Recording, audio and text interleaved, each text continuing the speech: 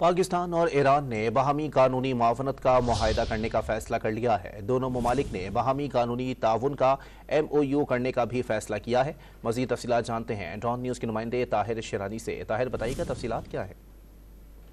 دیکھیں، ایرانی صدر 22 اپریل سے پاکستان کے دورے پر پہنچ رہے ہیں اور ایسے میں کئی معاہدے اور کئی MOUs پر دستخط کیے جائیں گے، اور اس سے پہلے کیونکہ وفاقی کابینہ کی منظوری ضروری ہے تو اس لیے وفاقی کابینہ نے ایران کے ساتھ جو قانونی معاونت ہے اور جو قانونی تعاون کا معاہدہ اور MOU پر دستخط کرنے کی جو سمری ہے وہ منظور کی ہے۔ سرکولیشن کے ذریعے وزارت قانون و انصاف کی سمری منظور کی گئی ہے، جس کے تحت پاکستان اور ایران باہمی قانونی معاونت کا معاہدہ کریں گے اور ساتھ ہی ساتھ دونوں ممالک باہمی قانونی تعاون کا MOU پر بھی دستخط کریں گے۔ قانونی معاہدے اور قانونی MOU پر دستخط ایرانی صدر کے دورہ پاکستان میں متوقع ہے۔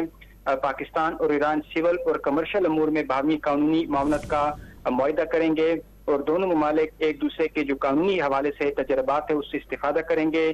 ماہرین کی ٹیم ایک دوسرے کے ممالک میں بھیجیں گے اور جو قانونی سسٹم ہے اس حوالے سے جو معلومات کا تبادلہ ہے وہ کیا جائے گا۔ جی بہت شکریہ طاہر شیرانی اپڈیٹ کرنے کے لیے۔